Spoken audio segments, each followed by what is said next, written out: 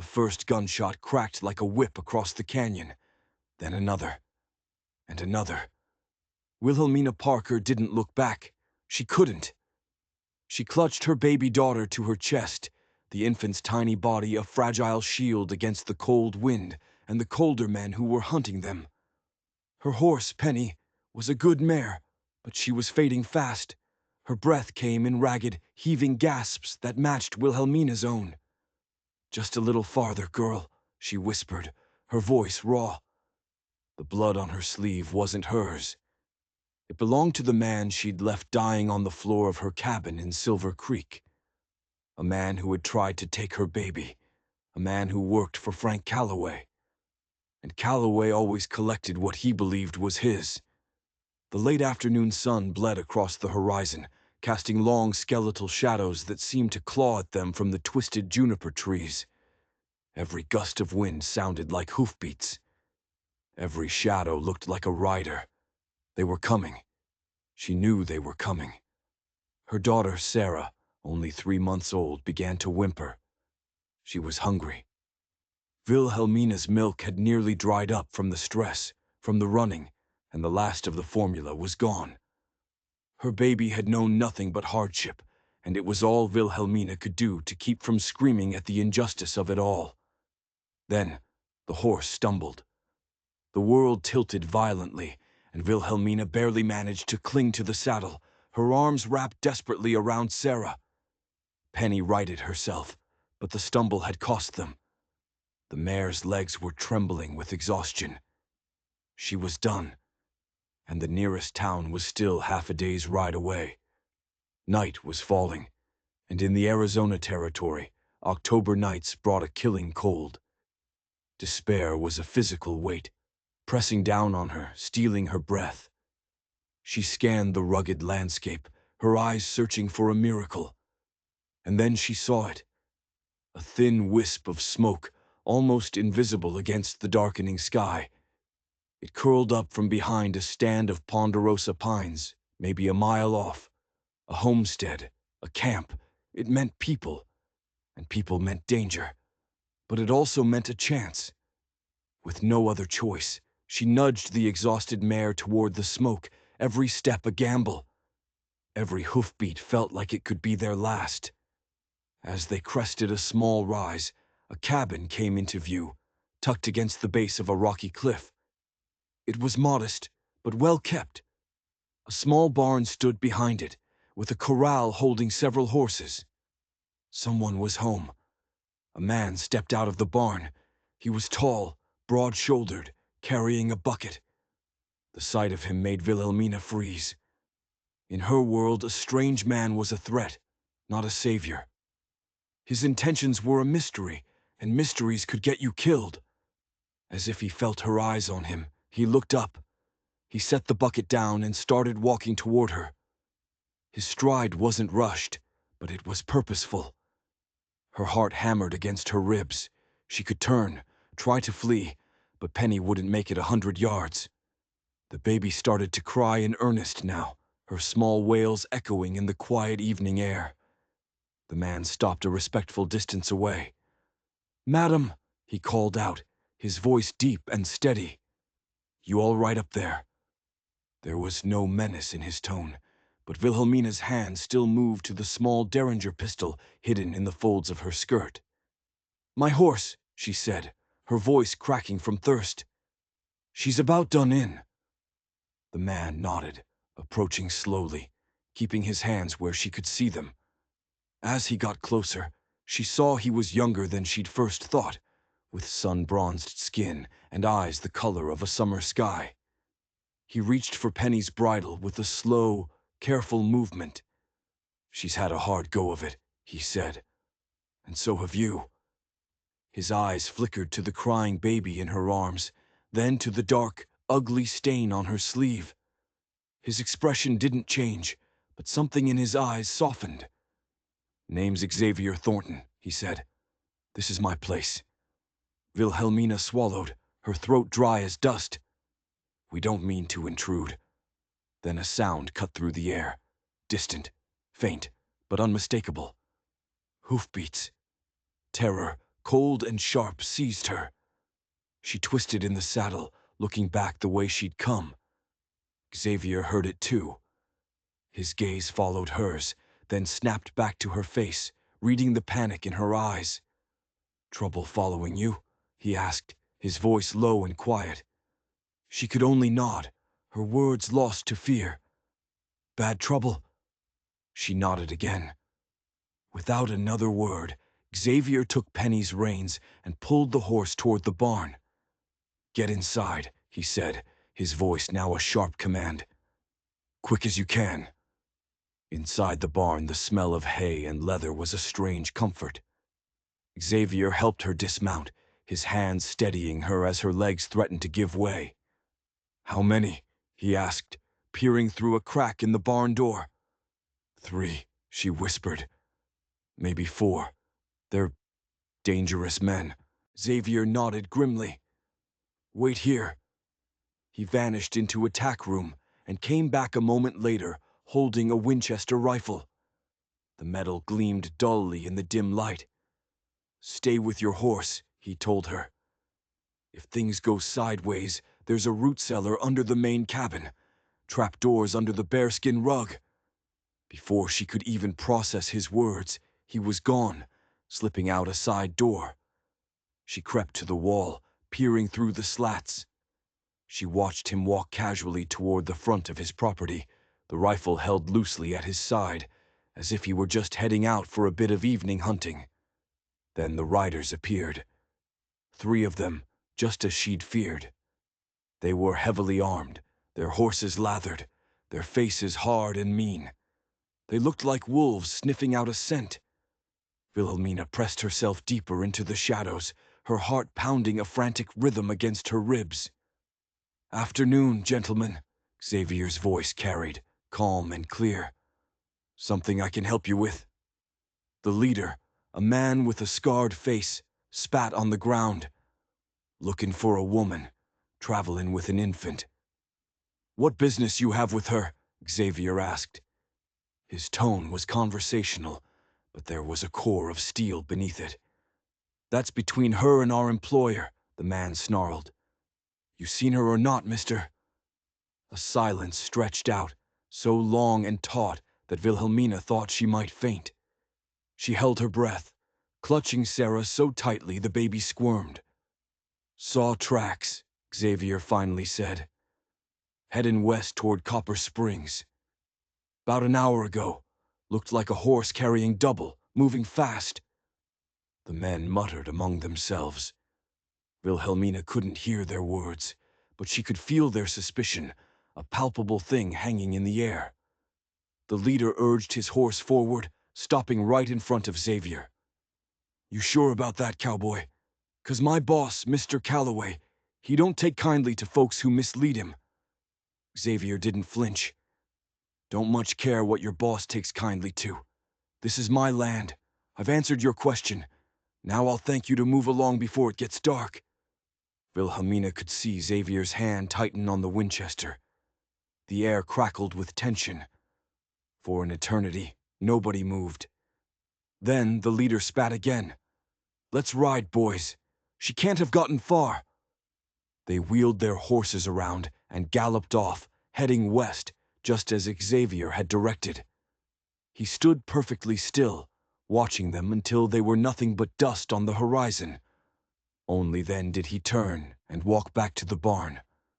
"They're gone," he said, his voice low as he stepped back into the shadows. "For now." He looked at her, then at the baby, who had finally quieted. "But they'll be back, soon as they realize I sent them on a wild goose chase." Wilhelmina found her voice, a ragged whisper. "Why? Why did you help me? You don't know who I am." Xavier's sky-blue eyes met hers, and they were steady, unwavering. "Don't need to," he said. "Anyone running that scared with a baby deserves the benefit of the doubt." His gaze dropped to the blood on her sleeve. "You hurt?" She shook her head. "It's not my blood." If the words troubled him, he didn't show it. He just nodded, a slow, deliberate movement. Then he gently took Penny's reins from her trembling hands. "Your mare needs care," he said. "And I reckon you and the little one could use the same." He led them out of the barn and toward the solid log cabin, toward the light, toward a safety she hadn't dared to hope for. But as he opened the door for her, she knew this wasn't the end of her running. It was just a pause, a moment of calm before the storm broke again. And she had just brought the storm right to this kind stranger's door. The inside of the cabin was warm and clean. A fire crackled in the stone hearth, and a pot of stew bubbled on the stove, filling the room with a scent so good it made her stomach ache. Wilhelmina stood awkwardly by the door, suddenly aware of her own filth, her tattered dress, the wild look in her eyes. The baby began to fuss again, those small, hungry sounds that tore at her heart. "You're safe here," Xavier said, his voice softer now. "At least for tonight." Tears pricked her eyes at his simple kindness. "I don't know how to thank you." "No need for thanks," he said, looking almost embarrassed. "Anyone would do the same." But they wouldn't. Wilhelmina knew that better than anyone. Most people would have turned her away, or worse, turned her in. "I'm Wilhelmina Parker," she said quietly. "And this is Sarah." Xavier nodded. "Pleased to meet you both." He gestured to the pot on the stove. "You look like you could use a hot meal." "The baby needs feeding first," she said, her voice tight with worry. "I only have a little formula left." Xavier didn't flinch. "My sister left some things here after her last visit. Might be some condensed milk I can mix up for the little one. It'll do in a pinch." She watched in stunned silence as this rugged, solitary man moved around his kitchen with quiet efficiency. He found a tin of milk, a small glass bottle, and mixed a formula, testing the temperature on his wrist just as she would have. "My sister has 4 young'uns," he explained, noticing her surprise. "I helped with all of them." He handed her the bottle, and she fed Sarah, the relief so overwhelming it was a physical sensation. As her daughter drank greedily, Wilhelmina felt a small piece of the tightness in her chest begin to loosen. Later, after she'd washed herself and the baby, she sat by the fire, Sarah sleeping peacefully in her arms. Xavier brought her a bowl of the venison stew, and she ate like a starving animal. "I'll hold the baby if you like," he offered. She hesitated. She hadn't let anyone hold Sarah since they'd fled. But her arms ached, and the warmth of the cabin was making her drowsy. Cautiously, she passed the sleeping infant to him. His large, calloused hands were surprisingly gentle.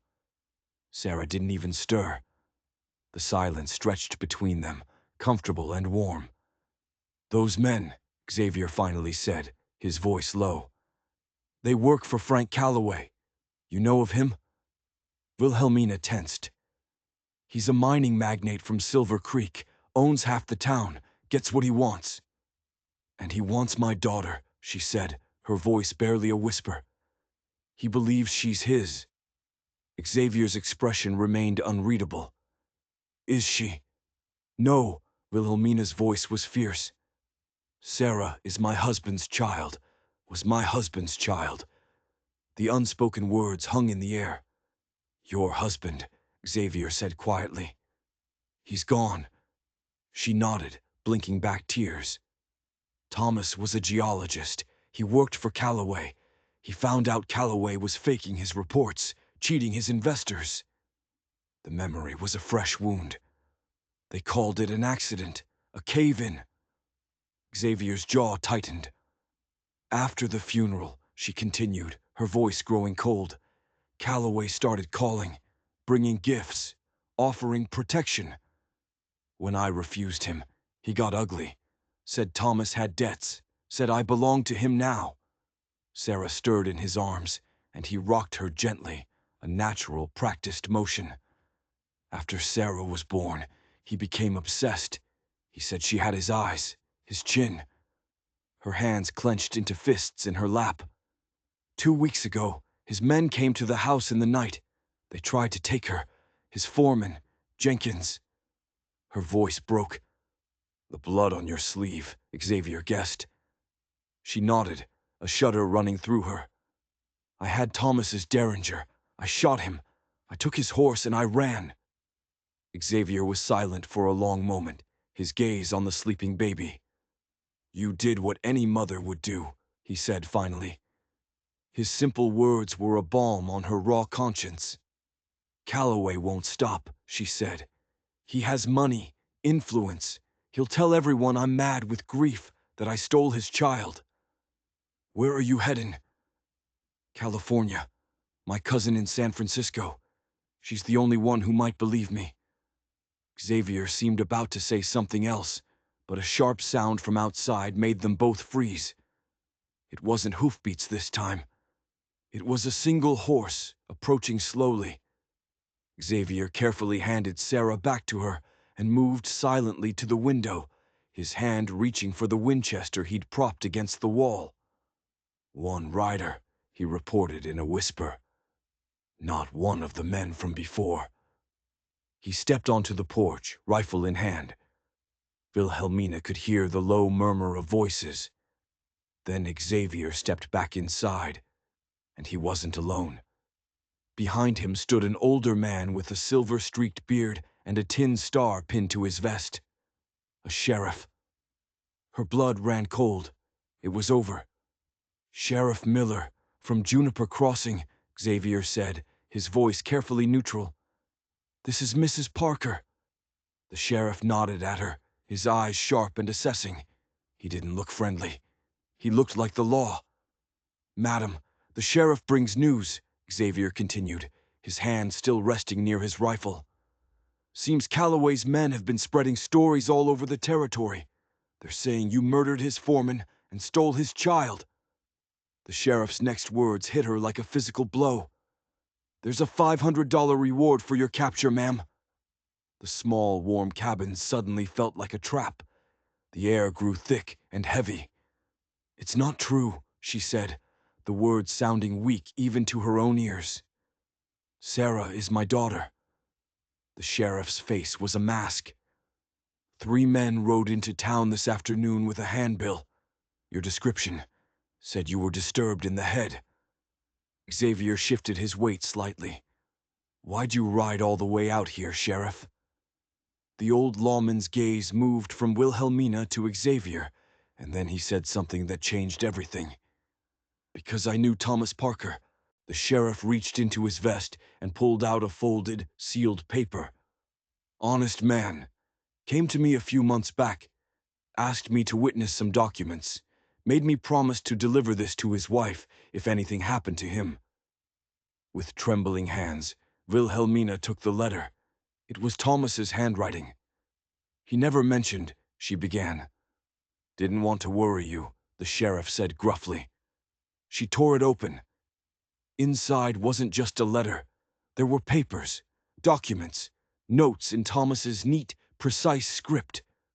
It's all here, she whispered, her eyes flying across the pages. The falsified reports, the bribes, the unsafe conditions he warned them about. It's the proof. She looked up at the sheriff, a wild hope blooming in her chest. You knew. Miller shook his head. Only that he was worried. When I heard about the accident, I should have come to you sooner. That's on me. You're here now, Xavier said. Question is, Sheriff, whose side are you on? Miller's eyes hardened. I uphold the law, Thornton, and Frank Calloway's been breaking it 6 ways to Sunday. He turned back to Wilhelmina. That letter won't be enough to bring him down on its own, ma'am. But it's a start. What are you suggesting? Xavier asked. I'm suggesting Mrs. Parker take this evidence to the federal marshal in Prescott. Calloway owns the local law, but the federals answer to a different master. Prescott, it was 3 days away. 2, if you push it, Miller corrected. But Calloway's men are watching the main trails. He glanced at Xavier. Figured you might know a less traveled route, Thornton. Seeing as you used to scout for the cavalry. Xavier's eyebrows rose. The old sheriff knew more than he let on. I might, he acknowledged. But her mare is spent, and the baby. I'm aware, Miller said. That's why I brought a pack horse with supplies. Figure you're going with her. It wasn't a question. I've imposed enough. Wilhelmina started. Wasn't asking, Miller cut in. He reached into his pocket and pulled out another tin star. I'm deputizing him. Temporary, of course. Xavier didn't move. You're putting a lot of faith in a man you barely know, Sheriff. Miller's mouth twitched. I know you fought in the war. I know you've never broken the law in my jurisdiction. And I know you wouldn't have hidden this woman from Calloway's thugs if you didn't believe her story. The silence in the cabin was thick with unspoken possibilities. Wilhelmina looked from the tired, determined sheriff to the quiet, steadfast rancher. I can't ask you to risk your life, she said to Xavier. His blue eyes met hers. You're not asking, he said simply.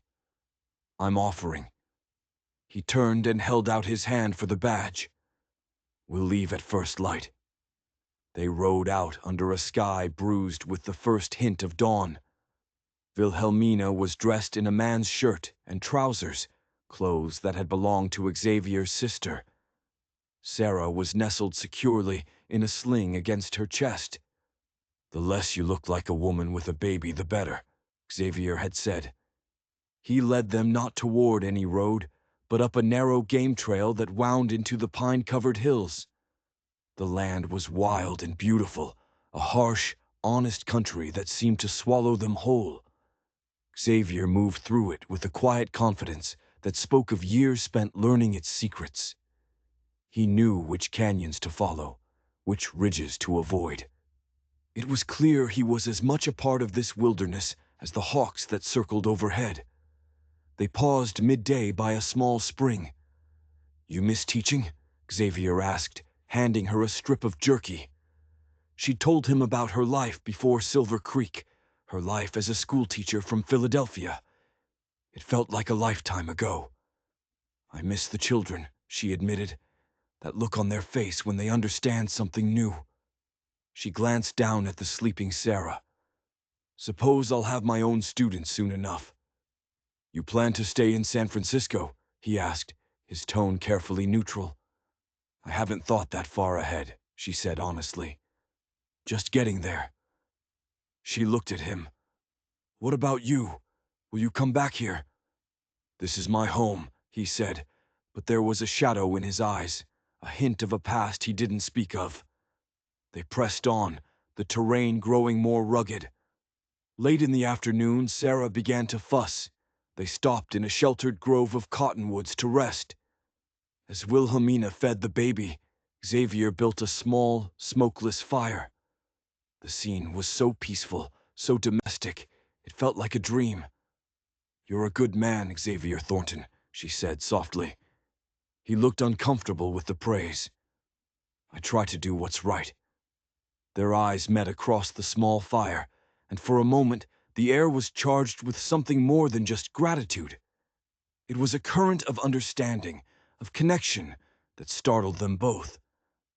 Xavier was the first to look away.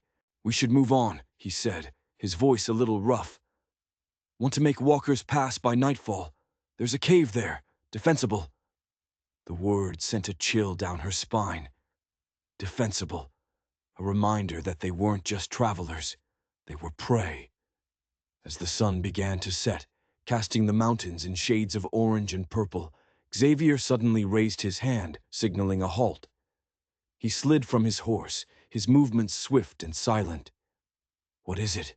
She whispered. Smoke, he said, pointing to a thin gray column rising from beyond the next ridge. Where it shouldn't be. They crept forward on foot, leading the horses, until they could peer over the ridge. And her heart stopped. Down in the valley below, camped right in the middle of the pass, were 3 men, the same 3 men from the day before. How? She breathed, terror clutching at her throat. How did they get ahead of us? Xavier's face was grim. They didn't. They circled back. They knew I was lying. He scanned their position. They're blocking the pass. There's no way around them without adding a day to our journey. They were trapped. The hunters had become the hunted, and the net was closing in. We wait for dark, Xavier said, his voice a low whisper. They're looking for a woman and a baby. They're not looking for two ranch hands moving supplies. His plan was simple and insane. They were going to ride right through their camp. As darkness fell, a cold, moonless night, they prepared their deception. Xavier gave her one of his spare shirts to drape over the sling, completely concealing Sarah. If she cries, he warned, you have to muffle it, no matter what. He adjusted her hat, pulling the brim low over her face. Stay close. Let me do all the talking. If it goes wrong, you ride for that north ridge and you don't stop. You don't look back. Promise me. She nodded, her mouth too dry to speak. Under the cover of that suffocating darkness, they started down toward the pass. Xavier began to whistle a simple trail song, a casual, carefree sound that was the complete opposite of the terror pounding in Wilhelmina's chest. A figure rose from beside the campfire below. Who goes there? A voice called out. Just passing through, Xavier answered, his voice easy and relaxed. He guided his horse into the edge of the firelight. Wilhelmina followed, keeping her head down, her body curved around the precious, silent bundle on her chest. It was the leader, the man with the scarred face. He squinted at them. Bit late for traveling. Got a late start, Xavier shrugged. Boss'll have our hides if these supplies don't make it by morning. Another man rose, his hand resting on the butt of his pistol. You look familiar, mister. Wilhelmina's heart hammered. Got one of those faces, I guess, Xavier said calmly. The leader stepped closer, his eyes narrowed. He looked from Xavier to Wilhelmina. Your friend's awful shy. New hand, Xavier said. Young Jimmy, don't say much. The moment stretched on, taut as a wire. Every crackle of the fire sounded like a gunshot. Then, just as she thought she would break, the leader stepped back. You seen a woman on the trail, with a baby. Haven't seen a soul for 2 days, Xavier said, shaking his head. The men exchanged a look of frustration. Well, there's good money in it if you do, the leader said. She's wanted for murder. That a fact, Xavier said, putting his hat back on. We'll keep an eye out. Now we'd best be moving on. The leader grunted and waved them through. They rode past the men, so close Wilhelmina could smell the stale sweat and whiskey on them.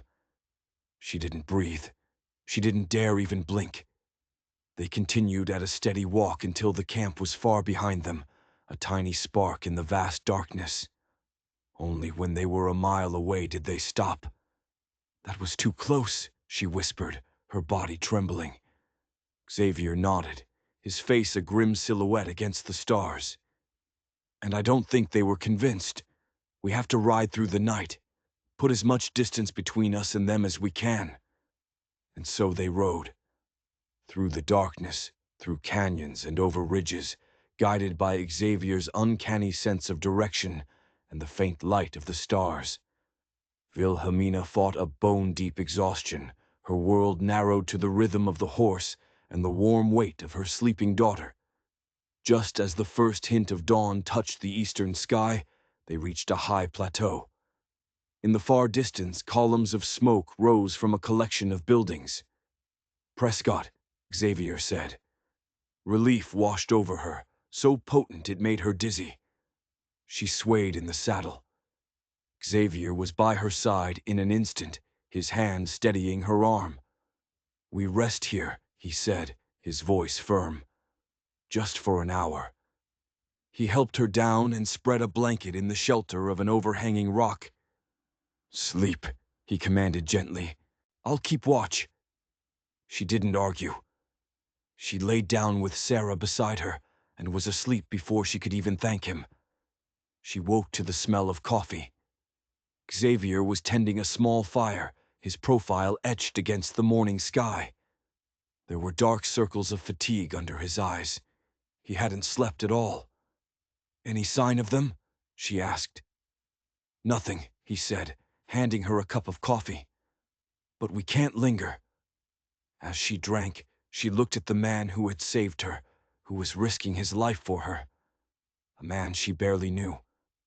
"What will you do?" she asked suddenly. "After Prescott." He looked surprised. "Haven't thought that far ahead. Get you to the marshal, I suppose. Then, back to the ranch."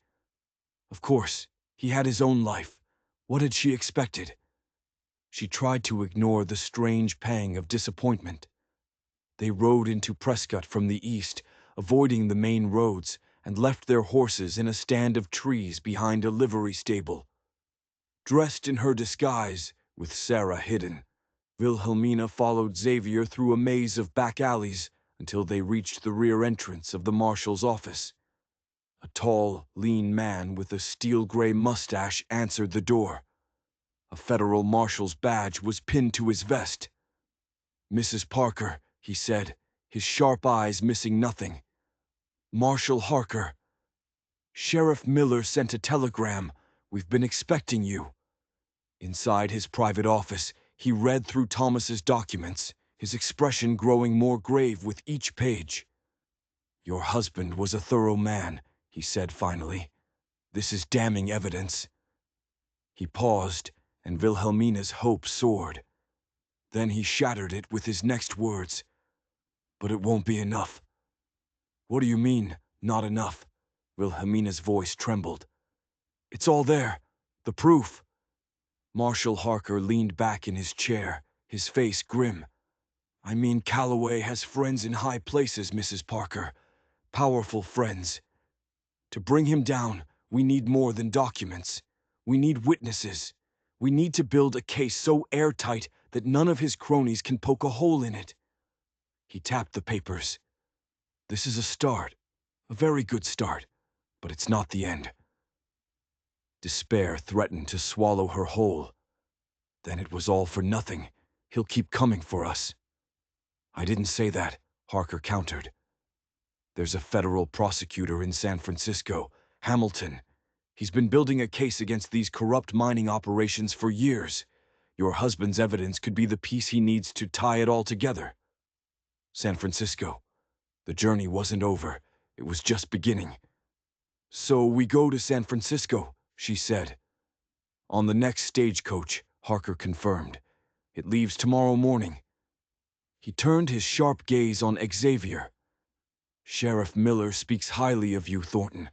I need someone to escort Mrs. Parker and the evidence. One of my own men would attract too much attention." "I'll go," Xavier said, without a moment's hesitation. "Good," the marshal nodded.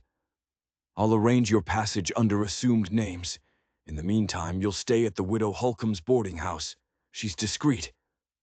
As they were leaving, he added one last warning. "Calloway's men were in town yesterday. The reward for your capture is up to $1,000 now. Be careful." The boarding house was a quiet, respectable place. Their room was small, with a single narrow bed. The moment the door closed, the exhaustion of the past few days hit Wilhelmina like a physical blow.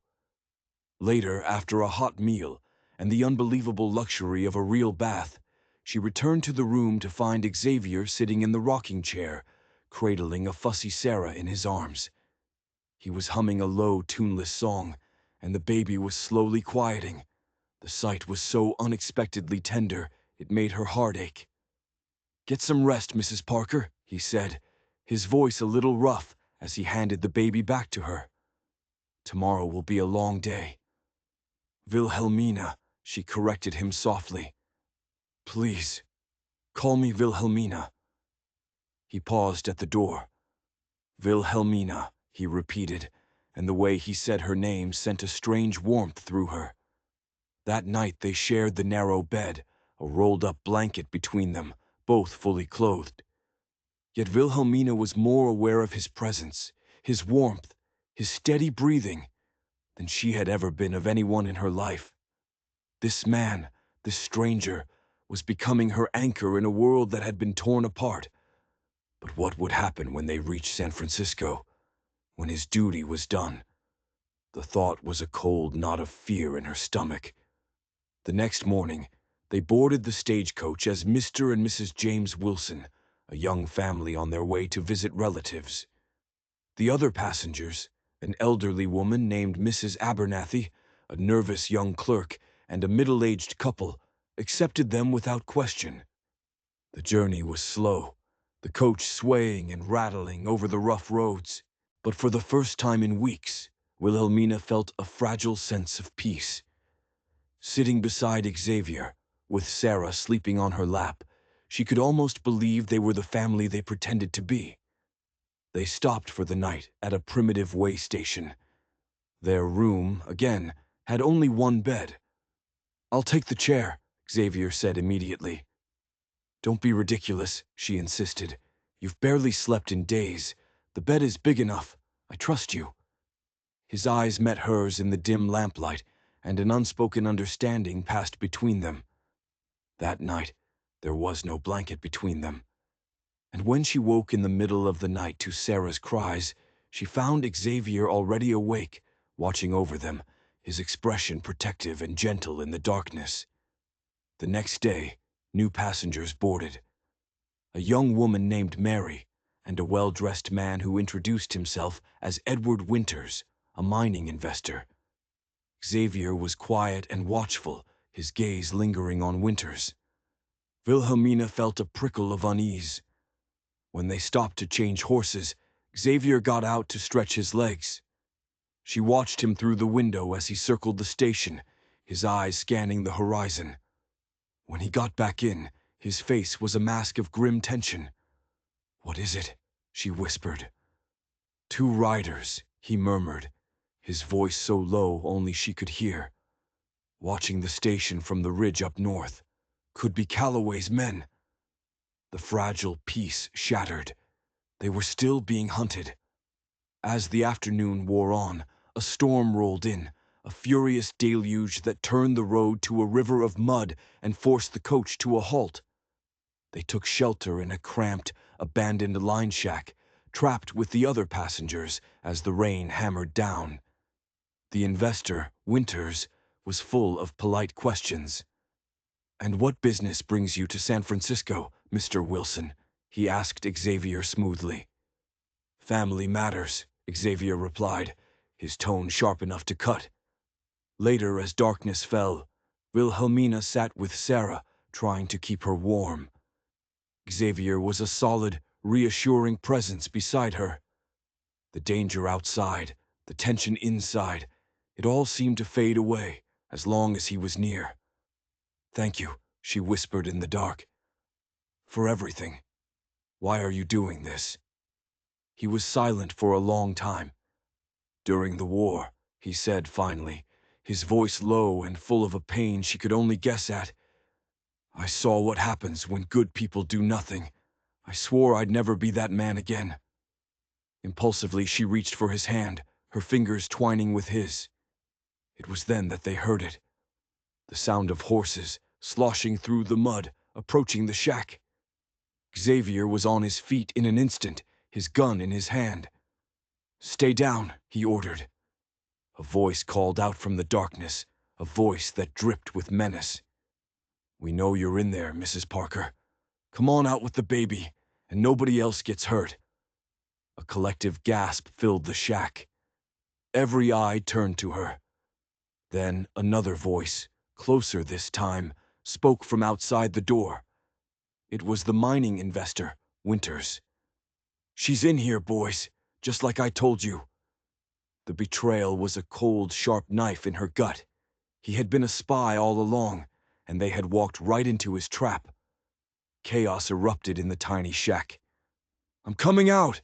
Xavier shouted, his eyes locking with Wilhelmina's. "When I do, you run for the coach. The driver will help you.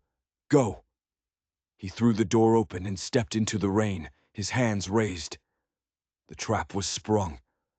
Gunshots exploded in the night, deafening and terrifying. The stagecoach guard burst from the shack, his shotgun roaring. The driver grabbed Wilhelmina's arm. "Now! Go now!"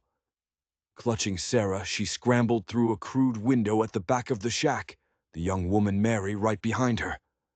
They ran, slipping and sliding in the mud, toward the coach. A bullet splintered the wood right beside her head. Then Xavier was there, appearing out of the darkness, firing his pistol to cover their retreat. "Get them out of here!" he roared at the driver. The whip cracked, and the coach lurched forward. Wilhelmina reached out, grabbing Xavier's arm and hauling him inside as he made a running leap. Hoofbeats pounded behind them. Calloway's men were in pursuit. "We can't outrun them in this mud," Xavier said grimly. He looked at her, his face set. "There's a fork in the road up ahead. The coach goes left. I go right. I'll lead them off." "No," she cried. "They'll kill you." "They have to catch me first." He took her face in his hands, his gaze intense. "I will find you, Wilhelmina. I promise." Then he kissed her. It was brief, hard, and desperate, a promise sealed in the midst of chaos. Before she could even react, he was gone, leaping from the moving coach into the rainy darkness. A moment later, she heard shouting and more gunfire as he drew their pursuers away. The coach thundered on, leaving him behind, leaving her heart behind. The rest of the journey was a blur of fear and prayer. A cavalry patrol, by sheer luck, found them at the next way station and escorted them the rest of the way to Sacramento. Wilhelmina went straight to the federal marshal there, a man named Hayes. "We'll find him, Mrs. Parker," he assured her. "Dead or alive."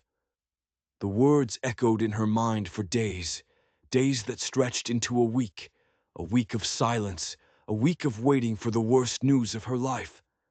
Mary stayed with her, a constant, kind presence. But Wilhelmina was hollowed out by grief and fear. On the 7th day, she was sitting in the parlor of her boarding house, rocking a sleeping Sarah, when the landlady entered. "You have a visitor, my dear." She looked up, her heart stopping. It was Xavier. He was standing in the doorway, covered in mud, a bandage on his arm, but he was alive. He was smiling. "I promised I'd find you," he said. She couldn't speak. She could only stare as he crossed the room. "You're hurt," she whispered, reaching out to touch his face, needing to know he was real. "It's nothing," he said. "Seems Mrs. Abernathy is quite handy with a shotgun. She and the guard caught up with me after I led Calloway's men on a merry chase. Between the three of us, we convinced them to find a new line of work." Relief washed over her, so powerful it made her laugh through her tears. He was here. He was safe. But his duty was done. He had no reason to stay. "Wilhelmina," he began, his voice hesitant. "I've been doing a lot of thinking about what happens next." She held her breath. "It depends," he said, his blue eyes searching hers. "On what you want." She gathered all her courage. "I want safety for Sarah," she said softly. And I want you, Xavier, if that's something you want too." A slow smile spread across his face, a smile that was like the sun breaking through the clouds. "I've never wanted anything more," he confessed, his voice thick with emotion. He reached out and cupped her cheek. "From the moment I saw you on that ridge, something in me knew. Sarah chose that moment to wake up, blinking her big blue eyes." Wilhelmina gently placed the baby in his arms. He held her with a practiced ease, his expression one of pure wonder. "Hello again, little one," he murmured. "Looks like you and your mama are stuck with me for a while." Looking at them, the strong, gentle man and her precious daughter, Wilhelmina knew her journey wasn't over. It was just beginning. Whatever came next, they would face it together. 3 months later, in a small church in San Francisco, Wilhelmina Parker became Wilhelmina Thornton. Frank Calloway, thanks to Thomas's evidence and Wilhelmina's testimony, was sentenced to 15 years in a federal prison. His empire crumbled. Justice, it turned out, was slower than a bullet, but it was just as final. Xavier sold his remote ranch in Arizona. Home isn't a place, he'd told her, gathering her and Sarah into his arms. It's people. I'd build 100 houses to keep you both safe and happy. And he did.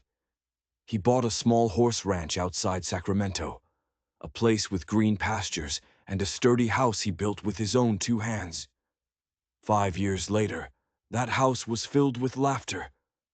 Sarah, a fearless 5-year-old, was joined by a 3-year-old brother, Thomas, named for the man whose courage had made their new life possible. One summer evening, Wilhelmina stood on the porch, watching Xavier teach Sarah to ride a pony. A new life was growing inside her, a secret she and Xavier still held close. He looked up and saw her watching, and his smile, still so rare and precious, was meant only for her. He walked up the porch steps and wrapped his arms around her. Everything all right? She leaned into him, into the safety and love that had become the foundation of her world. Everything is perfect, she said. The journey had started with gunshots and fear, a desperate flight into the unknown, but it had led her here, to this man, to this family, to this perfect, peaceful moment. It had led her home. If you were on the edge of your seat following Wilhelmina's harrowing journey, don't forget to like this video and hit that subscribe button, because you won't want to miss the incredible stories we have coming up next.